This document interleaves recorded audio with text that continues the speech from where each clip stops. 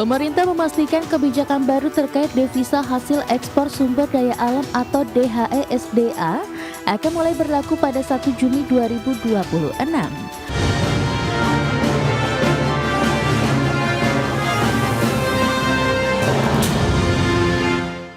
Iya, pemerintah memastikan kebijakan baru terkait dengan devisa hasil ekspor sumber daya alam akan mulai berlaku pada 1 Juni 2026. Menteri Keuangan Purbaya Yudi Sadewo mengatakan, pemerintah juga akan mulai memantau dampak implementasi aturan baru tersebut sebulan setelah kebijakan berlaku efektif.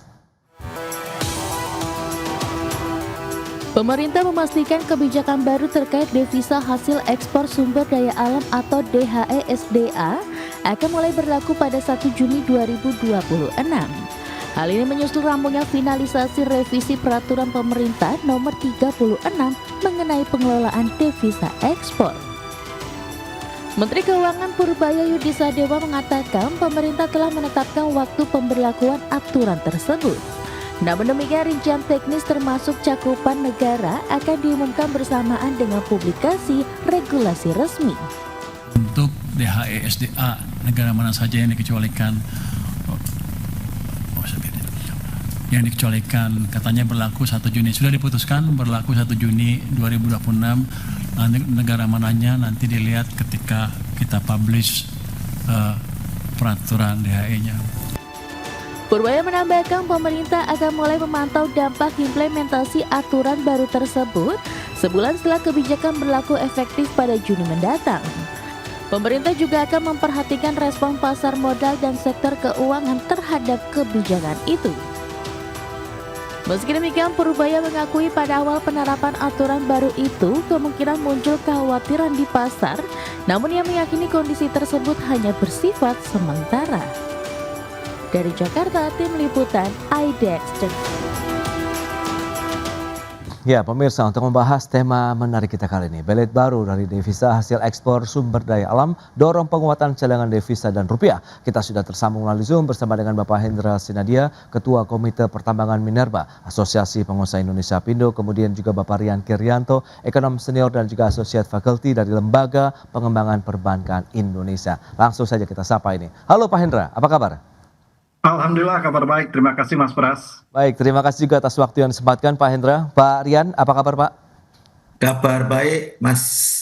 Siap, terima kasih juga atas waktu yang disempatkan Pak Rian. Langsung saja kita ke Pak Hendra terlebih dahulu ya, terkait dengan tanggapan pelaku usaha pertambangan nih terhadap rencana pemberlakuan tadi kebijakan retensi devisa hasil ekspor yang akan berlaku 1 Juni mendatang. Apakah memang ini sudah mungkin sesuai dengan konsensus, sesuai dengan mungkin proyeksi sebelumnya atau bagaimana Pak Hendra? Nah, dari pelaku usaha sebenarnya nih dalam situasi saat ini membutuhkan regulasi kebijakan yang bisa mendorong sentimen positif ya. Oke. Itu yang dalam situasi saat ini. Namun sayangnya ini kita dapat kejutan, banyak kejutan yang kita dapat dari pemerintah ya, bukan hanya DHE, ada wacana royalti, ada aturan-aturan yang lain. Nah, aturan DHE sebenarnya yang dari perspektif pelaku usaha ya, khususnya sektor pertambangan atau sektor-sektor yang terdampak kebijakan DHE ini aturan yang existing saat ini, PP 8 2025 yang merupakan revisi PP 36 2023 itu sebenarnya sudah cukup bagus ya, sudah berjalan secara bagus. Nah, dengan adanya wacana perubahan ini dengan beberapa poin-poin yang disampaikan oleh pemerintah ini kita menjadi was-was lagi nih. Ini bagaimana, dan ini sudah menimbulkan kekhawatiran bukan hanya kami di dalam negeri, eksportir di dalam negeri, tapi pihak investor juga ini bertanya-tanya. Ini aturan yang PP 8 sudah dirubah yang pertama ya, tadi yang waktu berlaku pertama September 2023, kemudian di Maret 2025 ya, belum 2 tahun udah dirubah. Nah ini belum 2 tahun lagi dirubah nih. Kita nggak tahu ke depannya apakah di 2027, 2028 bakal ada perubahan lagi. Nah ini memberikan sinyal yang kurang bagus ya buat calon investor dan juga rencana investasi ke depannya. Anda melihat ini inkonsistensi begitu?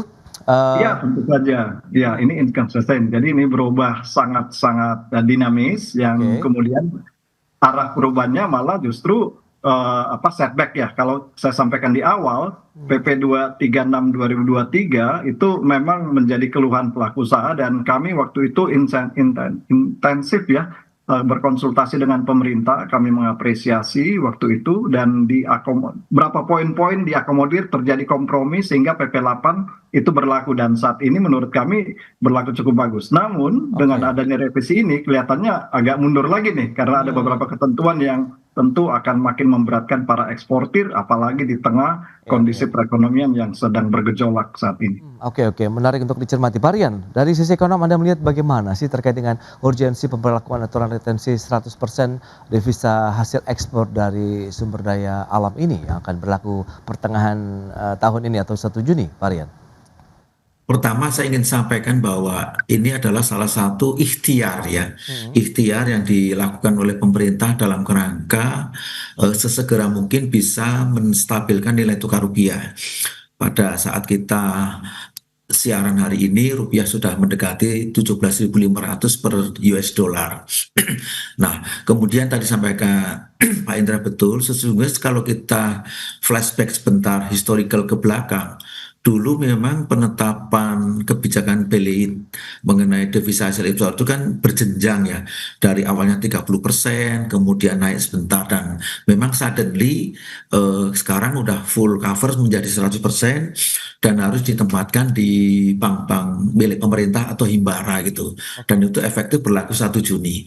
Nah, yang jadi concern adalah tentu niatnya baik. Cuman niat baik itu kan harus melalui, kalau bahasa saya, governancy. Governancy itu adalah rule making rule.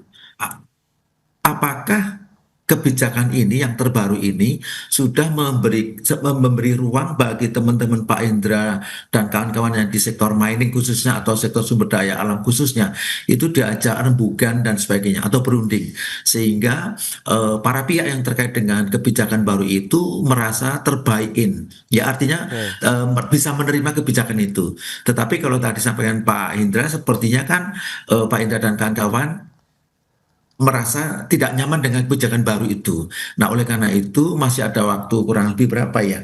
Ya, nggak sampai 1 bulan ya untuk apakah mungkin untuk bisa ditinjau kembali sehingga bisa akomodir terhadap teman-teman pengusaha di sektor sumber daya alam. Tentu ini call-nya ada di pemerintah GQ Menteri Keuangan ya. Tetapi tentu juga kita harus konsideran juga, kita pertimbangkan juga bagaimana implikasi, sangat menghindari kata dampak. Implikasi dengan penetapan ini, pertama ini hanya ditempatkan di himbara, kemudian bagaimana dengan mitra-mitra yang selama ini banker clause-nya yang dipakai oleh teman-teman Pak Indra itu di luar negeri, ya. Tentu di luar negeri mereka juga punya semacam bank account ya. Nah, bagaimana mengklarifikasi, mensosialisasikan bahwa ada belit baru. Karena suka atau tidak suka, itu langsung atau tidak langsung pasti terdampak ke sana.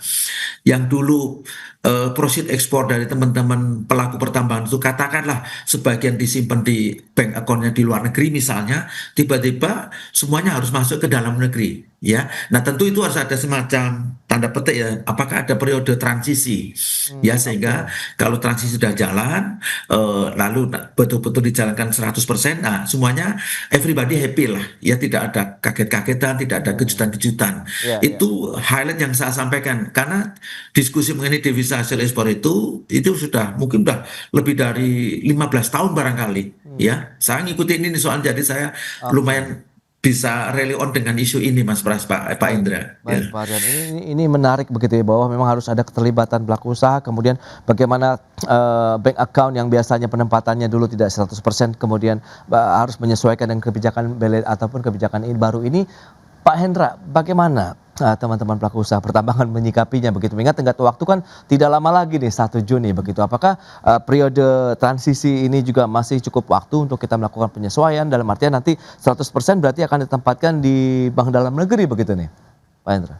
Iya, terima kasih. Saya sependapat dengan sampaikan Pak Rian tadi ya mengenai prosedur atau rule making law-nya tadi yang sampai saat ini masih terkesan agak tertutup ya dari pemerintah.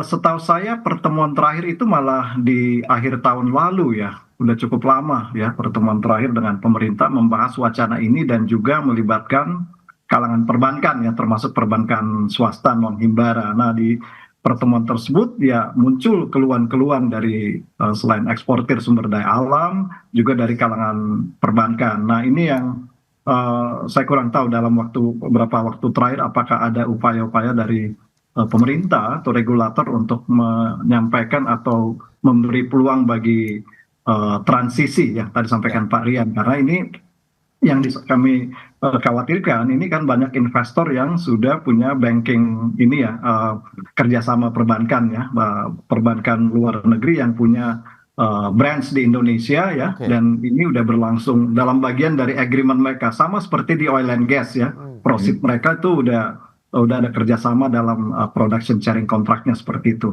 Nah, ini yang kita khawatirkan di saat situasi saat ini terjadi dan dengan masih kurangnya konsultasi atau koordinasi dengan stakeholders, kami khawatirkan akan menimbulkan ini nih keributan ya dalam pelaksanaannya di lapangan. Apalagi juga perusahaan saat ini juga lagi fokus kita ini untuk mengatasi antisipasi dampak dari gejolak di Teluk nih, harga bahan bakar, kemudian juga bahan baku sulfur juga naiknya luar biasa, kemudian juga kita harus antisipasi wacana kemarin kenaikan tarif royalti dan lain-lain. Ini frontnya banyak banget, sehingga yang saya sampaikan di awal, saat ini saya kira seluruh pelaku usaha membutuhkan sentimen positif ya. Itu yang kami harapkan, sehingga sebaiknya mungkin pemerintah mempertimbangkan dulu ya untuk menerapkan aturan ini. Apakah kamu akan membuka ruang komunikasi atau diskusi? Kita bahas lebih jauh nanti Pak Hendra di segmen berikutnya. Pak Rian, kita akan jeda dulu sebentar ya. Dan pemirsa,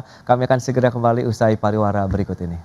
Ya, terima kasih Anda masih bergabung bersama kami dalam Market Review pemirsa. Dan berikut ini kami akan sampaikan sejumlah data, kita akan cermati bersama seperti apa sih perkembangan dari devisa kita, begitu cadangan devisa tentunya yang menjadi dasar penerapan dari 100% DHE SDA begitu ya, ditempatkan di dalam negeri. Ini dia posisi cadangan devisa kita sampai dengan April 2026, kita lihat trennya dari Desember 2025 ini cenderung turun dari 156,5 miliar dolar kemudian menjadi 146,2 miliar dolar Amerika Serikat per April 2026. Itu dia untuk posisi CADEV kita. Dan selanjutnya yang menjadi dasar berikutnya adalah kurs nilai tukar rupiah. Ini data dari Gisdor Bank Indonesia. Kita lihat memang fluktuatif dalam beberapa hari terakhir ini, sempat memang mengalami apresiasi sampai dengan 17.362 per dolar Amerika Serikat. Namun dalam beberapa hari terakhir sampai dengan 11 Mei kemarin sudah di 17.415 rupiah per dolar Amerika Serikat.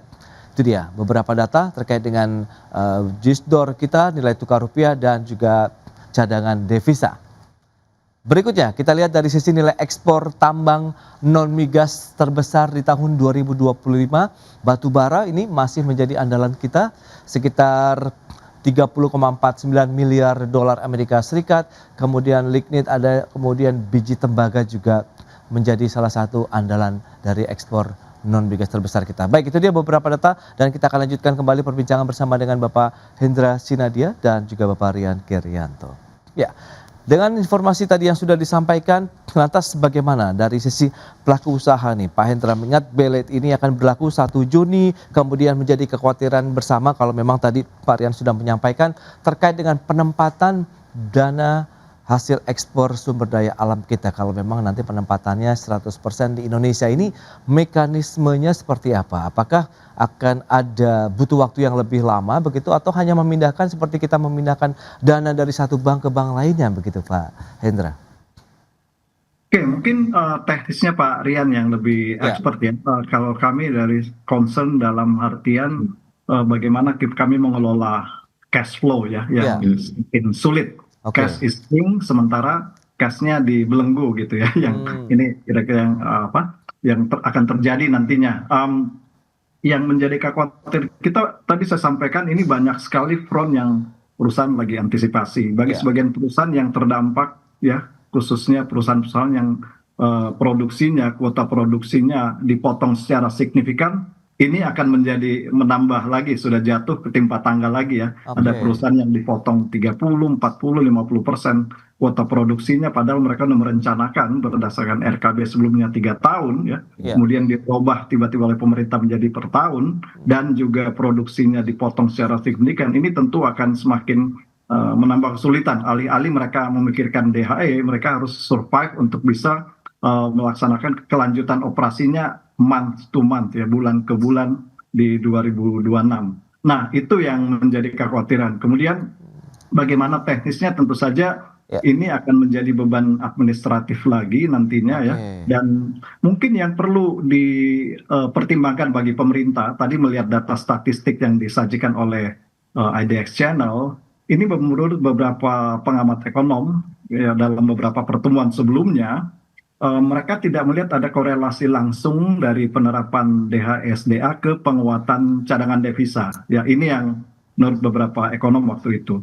Nah, yang kami menyoroti mungkin adalah bahwa dalam aturan yang akan dibuat pemerintah, mungkin perlu mempertimbangkan kontrol ya. Jadi dalam artian di aturan yang existing sekarang kan itu kita bisa konversi ya, meskipun ditahan 100% ya selama 12 bulan, namun perusahaan bisa diberikan fleksibilitas untuk beberapa item, misalnya kewajiban pembayaran pajak dalam US dollar yang ada diatur dalam kontrak, kemudian importasi dalam mata uang asing, pembayaran dividen dalam mata uang asing yang diatur dalam kontrak untuk beberapa perusahaan itu dikecualikan, diperhitungkan sebagai bagian dari DHE, dan kemudian juga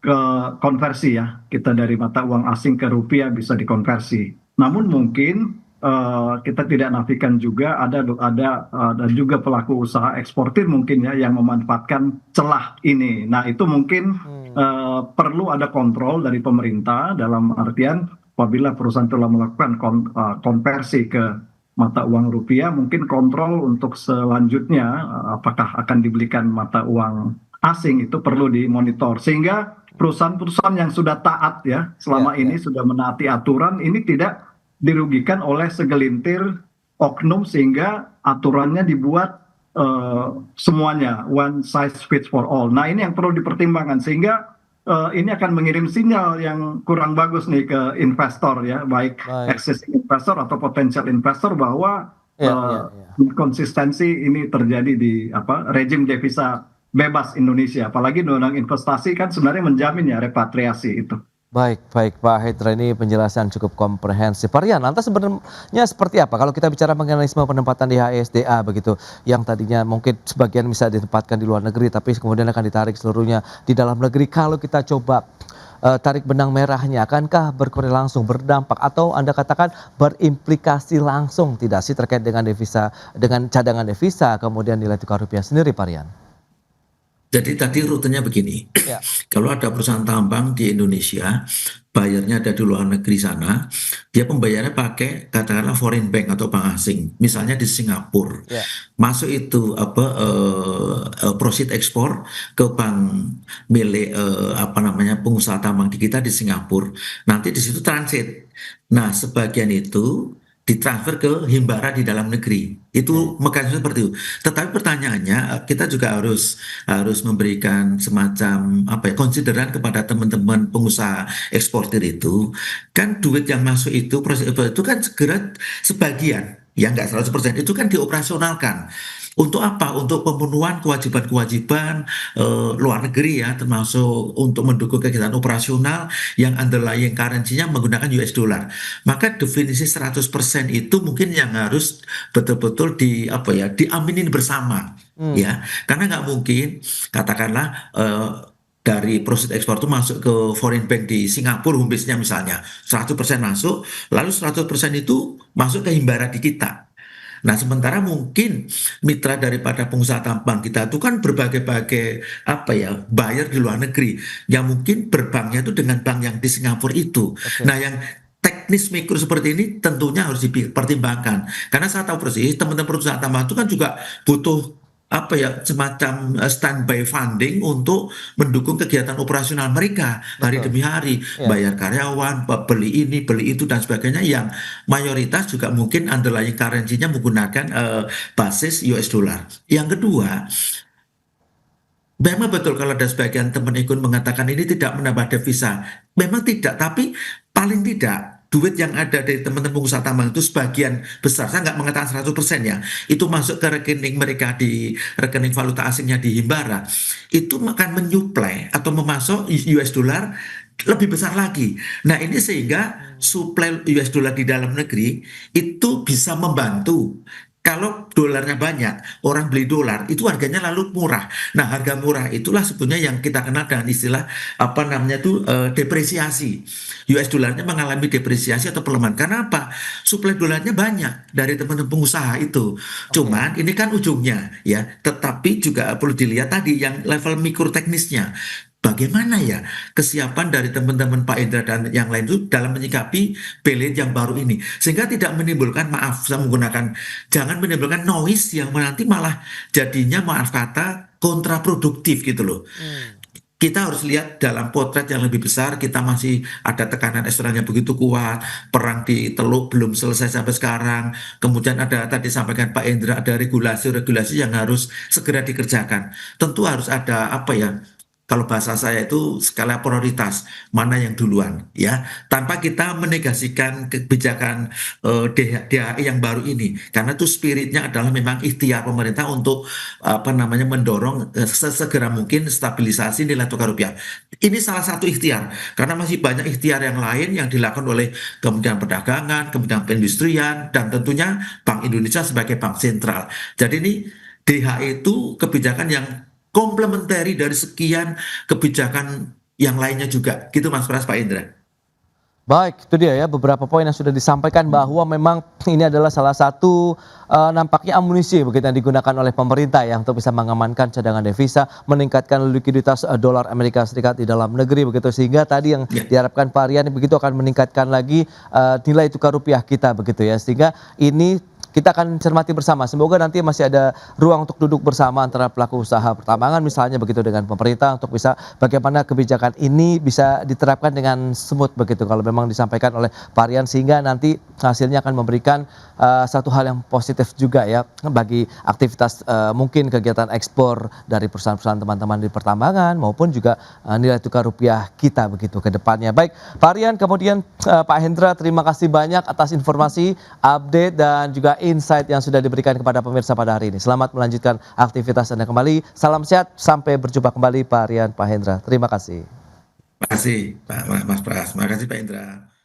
Baik pemirsa, 1 jam sudah saya menemani Anda dalam market review, dan berbahari terus informasi Anda hanya di IDX Channel, your trustworthy and comprehensive investment reference. Karena urusan masa depan harus di depan, aku investor saham. Saya Prasetyo Wibowo beserta seluruh kerabat kerja yang bertugas pamit undur diri. Terima kasih dan sampai jumpa.